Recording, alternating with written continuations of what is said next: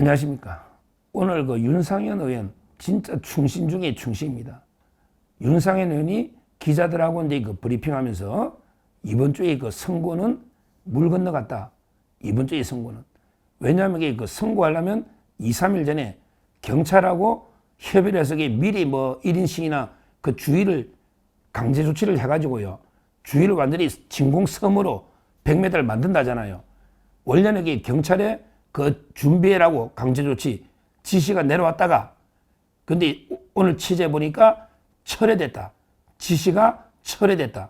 이 말은 게 경찰이 강제 조치를 취하지 않기로 했다. 이렇게 경찰에 윤상현 의원이 직접 확인 취재를 한 걸 기자들한테 한 겁니다. 우리는 시간은 윤석열 편이다. 시간은 윤 대통령 편입니다. 오늘 이게 이번 주에 안 하고 다음 주로 가고 다음 주도 이게 불가능하면 3월 말 4월 초 갈수록 시간은 이게 우리 편이다. 이런 이야기입니다. 제가 그 배경이 뭔지 또 이게 다른 최근의 그 현재 움직임 재판관들 상황 윤상현이 잘 알고 있기 때문에 전화로 연결해서 한번 직접 상세하게 알아보도록 하겠습니다. 여보세요? 예, 안녕하세요. 예, 안녕하세요. 예, 윤상현 의원입니다. 아이고, 전화 인터뷰를 좀 하게 됐어요. 예, 예. 혹시 근데 가장 지금 관심이 선고가 언제로 되느냐. 시간은 근데 윤석열 대통령 편 아닙니까? 예, 시간 이 부분에 대해서 맞습니다. 어떻게 보십니까? 지금 저희가 아침에도 의원들이 이제 헌재 주변 탄핵 각하 길 걷기 5일차 끝냈고요. 예. 지금도 저희가 이제 그쪽 상황을 모니터를 하고 있는데 보통 헌법재판소가 이제 선고기일 예. 지정하기 2, 3일 전에 예. 경찰에다가 비밀리에 통보를 해줍니다. 그렇죠. 그래서 경찰이 그때부터 이제 뭐 반경 1km 이내를 어떤 안전구역으로 설정해서 위험 물질이나 위험 요소를 제거를 하고요. 또 그렇죠. 헌재 주변을 차벽으로 전부 둘러쌉니다. 예. 일종의 이런 강제 조치인데 강제 조치가 안 되는 거예요. 원래는 그저께 오늘 정도 강제 조치 내릴 거다라고 경찰 내부 정보를 알았는데 오늘도 없습니다. 원래 어젯밤에 강제 조치하려던 것을 사전 예고를 오히려 취소를 시켰거든요. 어제 그 강제 조치를 어제 하려고 하다 취소했다. 경찰 내부적으로 오늘 정도 있을 거다 해가지고 준비하고 있어라 했다가 그것을 또 취소를 해버렸습니다. 그래서 결국은 2, 3일 전이면 이번 금요일은 이미 물 건너갔다라고 보고요. 강제 조치를 하려면 이게 2, 3일 전에 미리 저는 2, 조치를 3일 해야 되는 전에 거죠. 사전 조치에 들어가면 예를 들어서 우리가 아침에도 나와 보면은 거기에 이제 1인 시위하고 뭐 단식 투쟁하고 이런 분들이 많거든요. 이런 시위하고 농성하고 이런 분들에 대해서도 일단 전부 다 경찰이 긴급권을 행사해서 즉시 강제 조치가 가능합니다. 지시법 위반이 아니라 다른 법으로도. 근데 그거에 대해서 아직까지 안 들어가고 있거든요. 그래서 현장에서 그런 게 오면 바로 저한테 문자가 옵니다. 그러면은 그때부터 한 2, 3일 후다라고 이제 우리는 잠정으로 추정하는데 지금까지도 그런 어떤 이 예고 조치가 없습니다. 그래서 결국은 이번 주는 뭐 당연히 넘어가는 거고 아마 다음 주도 3월 26일이 수요일 아닙니까? 이재명 선고일이죠. 이재명 선고를 보고 할 거다. 빨라야 3월 말 4월 초가 될 거다. 저도 이게 옛날부터 3월 말 4월 초 이야기를 계속 했는데요. 예. 이렇게 늦어지는데 저 좌파들은 뭐 이게 만장일치를 만들기 위해서 하는 거다. 이건 개변 아닙니까? 제가 보기에 왜 이리 늦어집니까? 제가 보기에는 평의에서 이제 내부적으로 이제 결론에 이제 이 잠정적으로도 결론을 내지 못하는 겁니다. 그러니까 소위 말해서 탄핵 이 기각편에 서 있는 여러 재판관들 김복경, 조한창 이런 분들하고 저쪽에 있는 분형배, 뭐 정계선 이런 분들하고의 치열한 내부 토론이 진행이 안 된다. 입장차가 확연히 드러난다. 그래서 어떤 이 아예 선고기를 잡을 수 없는 형편이다. 그래서 이 핫한 내부적인 이런 치열한 토론이 이게 금방 끝나지 않을 것 같습니다. 지금 네. 현재 확실한 우리 우파는 정영식 주심, 네. 그다음에 조한창 추천, 그다음에 김복형 조희대 추천 대통령 임명이잖아요. 의원님에게 그 혹시 김영도 재판관은 어떻게 봐요? 저는 김영도 재판관 이분에 대해서는 예, 뭐 사실 이제 김명수 대법원장 추천입니다만 예, 내부적으로는 당시 대통령 당선자 시절이었거든요. 예, 예. 그래서 뭐 대통령하고도 뭐 어떤 그런 어떤 인연이라면 인연이 있을 수도 있는 분이라고 저는 보고요. 예, 예, 김영두 재판관 이분 같은 경우에는 예, 아마 절차적인 흠결, 예, 야 적어도 탄핵을 인용하든 기각을 한다 예, 하면은 적어도 적법 절차의 원칙, 절차적인 정의를 지켜야 되는 거 아니야. 지금 우리가 계속 얘기하는 게 예, 헌법재판소가 탄핵 소추안에서 내란죄 부분을 삭제한 것부터 시작해서 예, 헌재법 뭐 대표적으로 32조, 예를 들어서 검찰 등 수사기관에서의 진술서, 그렇죠. 송구택탁 요구 들어준 거 헌재법 위반했죠. 예, 헌재법 40조 형사소송법 예, 규정을 준용하기로 돼 있는데 2020년 형사소송법 개정돼서 형사소송법 312조에 보면은 이 수사기관에서 진술한 것을 본인이 이건 아니다, 부동의하면은 당연히 재판이나 탄핵 심판에서 증거 능력을 상실해야 되는데 증거 능력 인정해 줬거든요. 그렇죠. 이런 식으로 위반 사례가 10차례가 넘는다는 거고, 예, 우리 한번 보십시오.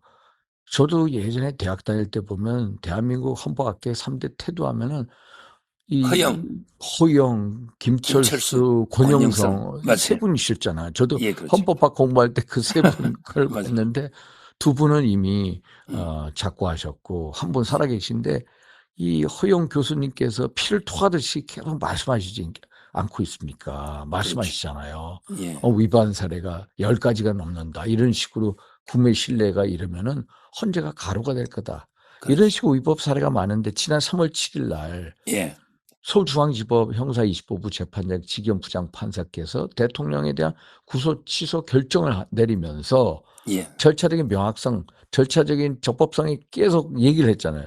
그렇죠. 첫째, 구속기간 만료됐다. 예, 체포영장이 1월 15일 오전 10시 반에 집행 시작해서 구속기간은 이미 1월 26일 오전 9시에 끝났다는 거거든요. 예, 그렇죠. 그런 상태 하에서 불법 체포 구금 상태에서 기소를 했다. 두 번째는 내란죄에 대한 수사권, 예, 공수처가 있는지 명확하지 않다. 이 예, 문제는 앞으로 재심 파기 우려가 너무 상당하다라는 거 아닙니까? 이게 그렇죠. 절차적인 문제를 얘기한 거 아닙니까? 그러면 네. 이거에 대한 판결을 보면서 헌법재판관 8분도 다 그래서 속으로 생각하실 겁니다. 음, 맞다, 맞아. 절차적 정의의 문제. 그럼 우리가 허영 교수님, 우리들 뭐 다 얘기해야 돼요. 이거는 그러니까, 절차적인 불공정, 불법, 정적 편향으로 점철돼. 어떻게 헌법재판소가 대한민국 최고 법제 보루니 아니다. 너희 국민 불신이 상당하다. 너에 대한 국민 불신은 45%다. 예, 예, 심지어 2030 55%가량 되지 않냐. 이런 식의 얘기를 다 듣고 있기 때문에 예, 아마 김영두 재판관 이분은 이거를 되게 고심할 겁니다. 음, 이분은 이거 절차적 정의 상실하다. 이분은 뭐 자기 소신까지 얘기하는 분이거든요. 예, 예. 그 상당히 어, 희망적으로 지금 보고 계시고, 저는 그래서 예, 이게 인용이냐 기각이냐 보면은 음, 이게 기각이다. 한번 보십시오. 12.3 비상계엄 내란 이거에 대해서 예, 어 제대로 입증을 못했습니다. 음, 그리고 그 주 증인들에 대한 증언, 메모, 이제 증거물 이런 거 예, 진술 이렇게 전부 다 많은 부분이 오염되지 않았습니까? 그렇죠. 그 그리고 그런 경우에 신빙성 문제가 됐고 형사재판은 피고인의 이익으로 해석하지 않습니까? 예, 그럼 예, 이런 게 정말로 헌법과 법률 중대하게 위반했냐? 이건 아니다. 이건 기각이지만은 예, 또 인용하려는 분 측에서는 이건 뭐 다른 식으로 생각할 수가 있으니까 그거를 전부 다 메울 수 있는 그 예, 의견차를 메울 수 있는 게 각하가 아니겠느냐. 예, 예, 음?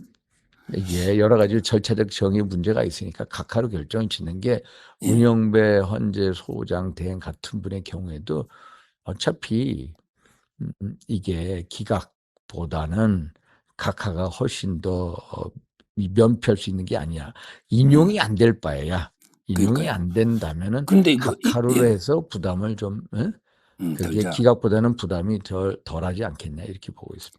지금 이제 그 만약에 문영배가 인용 6표가 안 되면 네. 계속 끌다가 그 4월 18일 자기 퇴임하고 도망가 버리고 장기로 이렇게 표를 시킨다 이런 우려하는 분도 있던데요. 그렇지는 근데 않겠죠. 그렇지는 않을 겁니다.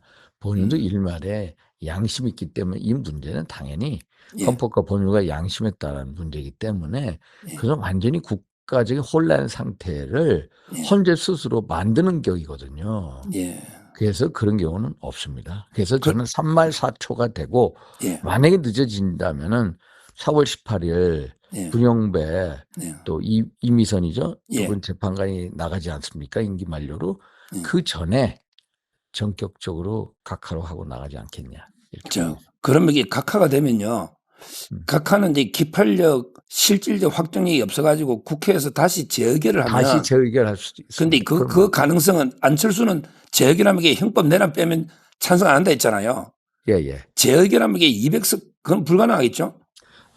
아마 이제 한번 요번에 탄핵 찬성하신 분들, 이제 한동훈 대표가 탄핵을 찬성해라 이거에 따라갔던 분들이 예. 우리가 저쪽 야권이 192표고 지난번에 가결될 때 보면 204표로 되지 않습니까? 12표가 예. 저쪽에 가담하지 않았습니까? 예. 그런데 결국 저희들이 계속 얘기한 게 이게 결국 대한민국 저 민당을 봐라. 저 민당 저 사람들이 집권을 하게 되면 이 나라가 어떻게 가느냐. 예. 그래서 이번 사태의 본질이 대한민국의 자유민주주의 체제, 법치를 지키게 한 것이다라고 계속 떠들고 있지 않습니까? 그런 예. 것을 아마 이 탄핵을 찬성하신 분들도 많이 느낄 거고요. 예. 그래서 선뜻 다시 또 탄핵 안에 찬성하지는 않을 것 같고 또 예. 그 전에 우리 내부 스스로도 대통령께서 이제 만약에 복귀를 하시게 되면은 예. 이제 보다 겸손한 자세로 예. 또 국민 통합적인 행보를 보이실 거고 또 예. 당 내부적으로 그럴 겁니다. 당 내부적으로 탄핵에 찬성한 사람이라고 하더라도 우리 스스로 예. 더 같이 갈 수 있는 길을 모색을 하고 그래서 200석이 안 되게끔 만드는 거 우리 당 스스로 내부적으로 해야 돼. 이게 우리 중진들이 해야 되는 거다. 아니 대통령을 저렇게까지 탄핵시키고 구속되게 하고 그 책임이 누구한테 있습니까? 예. 우리들한테 있지 않습니까? 우리 예. 국회의원들. 그래서 우리 국회의원들 스스로 그런 거를 막을 수 있게끔 정치력을 발휘해야 된다. 저는 그런 정치력 발휘할 자신이 있습니다. 저는 그렇게 할 거고요. 예. 마지막 하나만 더 여쭤볼게요. 그 오늘 예. 그 박찬대가요. 네. 박찬대 원내대표가 오늘까지 만약 임명 안 하면 뭐 자시하지 않겠다 하고요. 그다음에 이재명 대표가 오늘 뭐라 했냐면 최상목이는 직무유기하고 현행범이니까 누구나 체포할 수 있다 이랬거든요. 만약에 이게 사실상 이게 정부가 좀 세가지고 이게 자기들이 불리하니까 만약 임명에 목을 매는 거 아닐까요? 얘네 이 사람들의 행태를 보면은 예. 헌재 평의의 이 과정이나 어떤 이 내부 논의를 우리가 추측할 수가 있어요. 저 사람들이 저렇게 초조하고 안달나는 이유가 결국 헌재 평의가 자기네들 뜻대로 안 된다는 거다. 결국은 이게 아니 최상목 대통령 대행이 뭐 마흔형 임명하는 게 직무위 현행범 체포한다. 그러면 이재명 당신은 뭐냐? 그렇죠. 국회도 안 한 거 많잖아요. 너는 한번 봐봐라. 너는 대장동에 대해서 배임 액수만 4,895억 원이다. 예, 맞아요. 성남 FC 불법 후원금 모금한 게 너 133억 원이다. 예. 너 그런 식으로 12개 혐의 5개 재판 8개 북한이 사건 800만 불도 있죠. 북한에 800만 불 줬다. 뭐 경기도 스마트팜 비용 500만 달러, 방부금 300만 달러. 너는 너 같은 잡범이 어디 있느냐. 예. 너야말로 즉각 체포 대상이다. 이렇게 받아칠 수 있잖아요. 그렇죠. 결국 제가 이걸 보면서 무슨 얘기가 떠오르면 대통령이 말씀하신 거 호수에 비친 달 그림자를 쫓고 있다. 예. 정말로 이재명 대표야말로 호수에 비친 달 그림자를 쫓고 있는 허망한 행태를 보고 있다라는 걸 하고요. 쟤네들이 뭐 지금 어제도 박성재 법무장관 2시간 변론 마치지 않았습니까? 예. 박성재 법무장관이 지금 직무정지 날이요. 무려 96일입니다. 예. 96일. 그렇죠. 그러면 여기도 또 기각이 될 거예요. 지금 8개 줄 기각이 되지 않아서 또 줄. 이제 9번째 되겠죠. 9번째 돼. 그러면 쟤네들이 예. 진짜 뭐 탄핵한다. 그러면 탄핵한다면 쟤들이 이제 또 줄 또 기각된다는 걸 알 거예요. 이것 예, 때문에. 결국 그래서 일종의 뻥카처럼 보이는데 일종의 겁박이죠. 그렇죠. 최상목 권한대행에 대해서 이분이 공무원 오래 하신 분이고 하니까 이제 겁박 쳐서 예. 한번 빨리 만약에 임명해라. 임명하면 지들이 이제 이기는 구조 만들 수 있겠냐. 천만에요. 예. 만약에 임명 안 됩니다. 제가 그렇죠. 지난번에도 김원서 장관하고 만나서 예. 장관님이 거기서 국무회의에서 당연히 이거 말이 안 되는, 만약에 어떤 사람이냐. 그러니까. 젊은 시절에 인민노련이라는 소위 예. 말해서 막스 사이즈 신봉, 막스 예. 레니즘을 신봉하면서 사이 이 변혁을 꿈꿨던 사람이다. 이 사람이 거기서도 주된 임무가 뭐냐? 홍보하고 기획을 맡았습니다. 예. 이 사람이 그다음에 뭐 어떻게 뭘 정책으로 전향을 했는지 뭔지 아무것도 몰라요. 예. 이런 사람은 어떻게 헌법재판소의 재판관으로 임명할 수 있느냐? 예. 이건 안 된다. 음. 그리고 이 최상목 대통령 권한대행은 대통령 권한대행의 또 권한대행. 예. 응? 그렇죠. 그래서 장관이. 그리고 지난번에 한번 보시죠. 헌법 111조에 보면은 우리가 재판관 9명을 대통령이 임명하지. 대통령이 임명하는 거지. 대통령 권한대행이 임명하는 것도 아니고 예. 이게 국회가 선출한 3인을 대통령이 임명한다라고 하지 않습니까? 예. 그러면 그렇죠. 국회 선출권하고 대통령 임명권 두 개 합쳐지는 거예요. 그래서 지난 2월 27일인가 8일 날 예. 이 헌재에서 뭐 40여 기를 임명 안 하는 최상목의 부작위가 위헌이다라고 예. 하면서 판결 내린 걸 보면은 예. 국회가 헌재 재판관의 구성권을 가지고 있다라고 판결, 그거 잘못된 거예요. 구성권이 아니라 구성 참여권을 가지고 있는 거예요. 예. 그래서 제가 얘기한 건 2월 27일이라니까 한 달 내에 예. 한 달 내에 재심을 요구할 수가 있습니다. 잘못된 판결에 대해서. 예.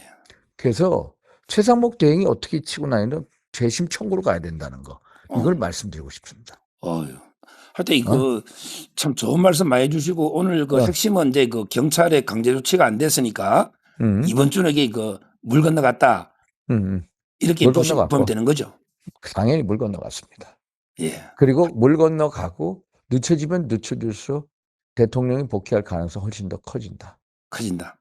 대통령 지금 기도 많이 하고 계시거든요. 예. 저는 계속 말씀드립니다. 며칠 전에는 대통령이 반드시 살아오십니다. 저는 믿습니다. 그래서 파이팅 하자고. 저는 하여튼 이거 의원님 바쁘실 텐데 참 이렇게 좋은 인터뷰 응해주셔가지고 바쁘실 텐데 우리 서정욱 변호사님이 너무 잘 싸워줘서 감사드려요. 예, 파이팅 하십시오, 의원님. 예, 고맙습니다. 예. 저는 오로지 국민 여러분만 믿고 신명을 바쳐 자유 대한민국을 지켜낼 것입니다. 저를 믿어 주십시오. 감사합니다.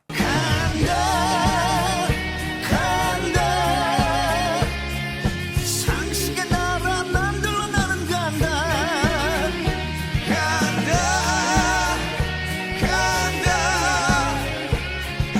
서자국